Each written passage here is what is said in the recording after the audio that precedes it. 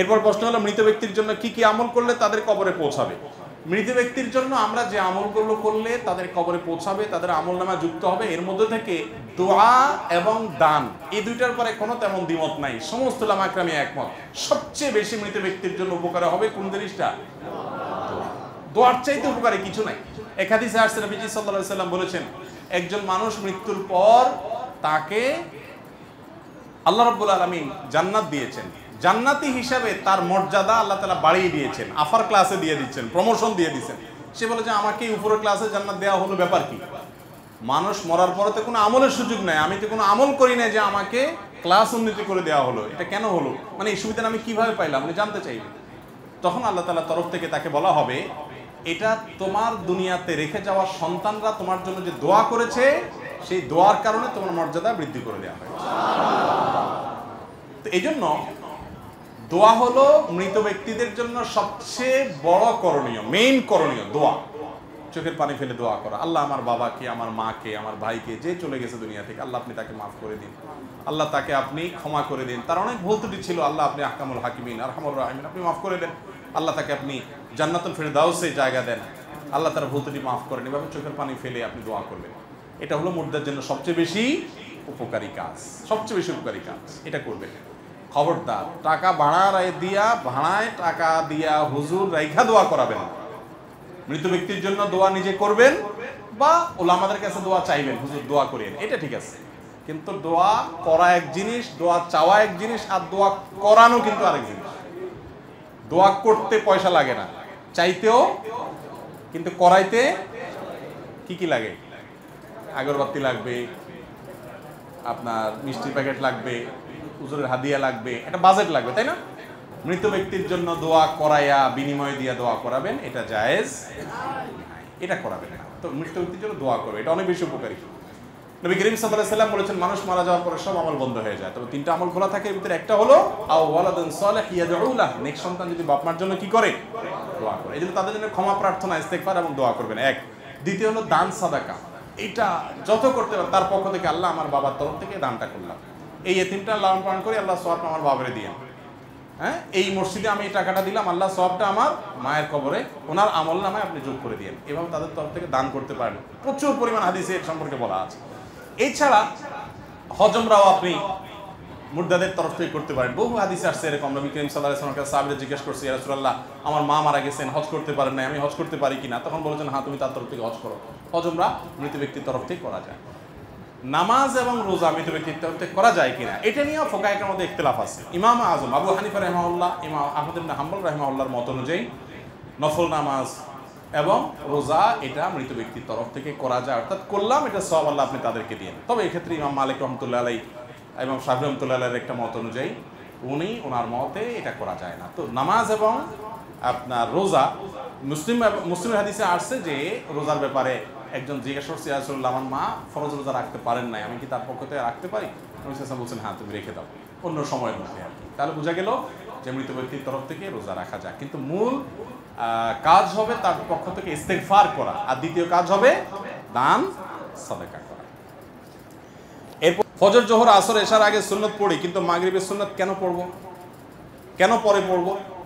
বাহ, ফজর, জোহর, আসর, এশার আগে সুন্নত পড়ি, কিন্তু মাগরিবের সুন্নত কেন পরে পড়বো? আজব প্রশ্ন ভাই। আচ্ছা, এ জাতীয় আরো অনেক প্রশ্ন আছে। জোহরের রাকাত নামাজ 4 রাকাত কেন, মাগরিব 3 রাকাত কেন? আধ্যাত্মিক একটা ভাব আসে না প্রশ্নের মধ্যে? হাস্যকর প্রশ্ন। হাস্যকর কেন বললাম বলি, এই নির্দেশদাতা কে? নামাজের নির্দেশদাতা কে? আমরা হলাম আল্লাহর কি? গোলাম, সৃষ্টি। এমন ছোট সৃষ্টি যে আয়তনে আল্লাহর আমাদের চেয়ে কত বড় সৃষ্টি, অগণিত হাজারে হাজারে কাতারে কাতারে আছে, ঠিক না? ঠিক। এখন ক্ষুদ্রাতি ক্ষুদ্র এই সৃষ্টি জিজ্ঞাসা করতেছে, আল্লাহ কেন আমাদেরকে এটা বলবে? হাস্যকর না? বুঝেন নাই পুরাপুরি? আপনি ধরেন একটা বড় ইন্ডাস্ট্রির মালিক, আপনি একজন বড় ব্যবসায়ী, আপনি একটা বড় পদস্থ কর্মকর্তা, অনেক বড় দায়িত্ব পালন করেন, আপনি মন্ত্রী, মিনিস্টার, অনেক। আপনার একজন হাউস ড্রাইভার আছে, অথবা আপনার একজন পিয়ন আছে। এ আল্লাহর বান্দা, তারে আপনি হয়তো বললেন যে গাড়িটা নিয়ে অমুক জায়গায় যাও, আবার অমুক জায়গায় যাও, এই কাজটা করো, এর এই টাকাটা দিয়ে আসো, ওখানে ওইটা করো, এর 1 লাখ দিও, ওরে 50,000 দিও। এই যদি জিজ্ঞেস করে স্যার এর 1 লাখ দিয়ে দিবেন, এখানে 50,000 কেন বললেন? তো এটা হাস্যকর প্রশ্ন কিনা বলো? এটা তো তোমার বুঝার কথা না বাবু। আমি কোথায় কি করতে বলবো এই সব রহস্য যদি তুমি বুঝে যাও, তাহলে তো তুমি আমার মতো ব্যবসায়ী হয়ে যেতে। তোমার তো এটা জানার দরকার না আমি কোথায় কি জন্য দিতে বলছি, ঠিক না ভাই? ঠিক। আল্লামা ইকবাল বলেছেন, জু সমঝ মে আ গই वो फिर खुदा क्यों कर हुआ। যে আল্লাহর সব কিছুকে আপনি আপনার এই ক্ষুদ্র মস্তিষ্ক দ্বারা রপ্ত করে ফেলেছেন, বুঝে ফেলেছেন, আয়ত্ত করে ফেলেছেন, সবকিছু আপনি ধরে ফেলেছেন, সে আবার আল্লাহ হয় কেমনে? আল্লাহ তো এমন এক সত্তা যে তাকে আপনার এই ক্ষুদ্র ব্রেন দিয়ে পরিপূর্ণ ক্যাপচার করতে, তার সবই যদি আপনি বুঝে যান, তাহলে আপনার সাথে তার পার্থক্যটা কি? বুঝেন নাই কথা? অনেক যুক্তি আমি দিতে পারবো। অনেক ওলামায়ে কেরাম, আশরাফুল থানভির একটা কিতাব আছে, আল আজওয়াবা আল মুসকিতা নামে আরবিতে একটা কিতাব আছে, আমার কাছে আছে। আমি অন্তত 5টা জবাব দিতে পারবো যে কেন মাগরিবের পরে সুন্নত, যোহরের আগে সুন্নত, মাগরিবের আগে কেন নাই, তারপরে যাই এখানে 3 রাকাত কেন, ওখানে 4 রাকাত। এটা নিয়ে অনেক ওলামায়ে কেরাম, অনেক গবেষকরা গবেষণা করে অনেক হিকমত, অনেক রহস্য আবিষ্কার করেছেন। কিন্তু মূল কথাটা আমি আপনাদের বলছি, সেটা হলো যে গবেষকরা গবেষণা করে বের করেছেন, সেগুলো জানার পরে আমাদের ঈমান বাড়বে, আমরা জানবো, ঠিক আছে। কিন্তু মূল কথা মাথায় রাখতে হবে যে আমি তো আল্লাহর সৃষ্টি, আল্লাহ আমাকে কোন নির্দেশ কেন দিয়েছেন, এটা যদি আমি আল্লাহর এইটার ব্যাপারে যে প্রশ্ন তুলি, তার মানে আল্লাহকে আল্লাহ হিসেবে আমি স্বীকারই করলাম। তিনি যদি আল্লাহ হন, আমি যদি তার সৃষ্টি হই, আমি আমার এই প্রশ্ন রাখার নৈতিক অধিকার কোত্থেকে আসে? আমি যদি সব বুঝেই ফেলি, আল্লাহর সব কিছু রহস্য ধরে ফেলি, তাহলে তো আল্লাহ হলেন কিভাবে উনি? সেই মহান সত্তা আল্লাহ মানেই হলো, আরে ভাই দুনিয়ার প্রধানমন্ত্রী, দুনিয়ার প্রেসিডেন্ট, দুনিয়ার মন্ত্রী মিনিস্টার, দুনিয়ার ব্যবসা বাণিজ্য যারা করেন, সে ড্রাইভার আর মালিক দুইজনই মানুষ, দুইজনই, কেউ কারো স্রষ্টা না। সে মানুষ হয়ে যদি উপরস্থ ব্যক্তি বস, তিনি তার কোন চিন্তা থেকে কোন গুটি কোথায় চলেছেন, কোনটা কোথায় দিয়েছেন, তার কারণ কি, রহস্য কি, এটা যদি আমি তার একজন ক্ষুদ্র কর্মচারী হিসাবে আমার বোঝার ক্ষমতা না থাকে, তাহলে একজন সৃষ্টি হয়ে কিভাবে স্রষ্টার কাজের রহস্য বোঝার চেষ্টা করে? নাস্তিকরা এই সমস্ত প্রশ্ন খোঁচায় খোঁচায় খোঁচায় আপনাদেরকে দেয়, আপনারা অনেকে চিন্তা করেন হ্যাঁ তাই তো তাই তো তাই তো। একজনে জিজ্ঞেস করে, হ্যাঁ সবাইকে আল্লাহ সৃষ্টি করছে বুঝলাম, তাহলে আল্লাহর কে সৃষ্টি করছে? এরকম প্রশ্ন করে না? এই প্রশ্নটাও হাস্যকর প্রশ্ন। কিভাবে হাস্যকর? হাস্যকর এই জন্য যে আপনি আল্লাহর স্রষ্টা খুঁজতেছেন, এর মানে আল্লাহকে আপনি সৃষ্টি মনে করতেছেন না স্রষ্টা মনে করতেছেন? আল্লাহ কি স্রষ্টা না সৃষ্টি? তো যিনি নিজে সৃষ্টি না, তার আবার স্রষ্টা হয় কেমন? তার যদি কোনো স্রষ্টা আপনি খুঁজতে যান, তার মানে তাকে আপনি কি মনে করলেন? সৃষ্টি মনে করলেন। তো যিনি নিজে স্রষ্টা, তার আবার কোনো স্রষ্টা হতে পারে?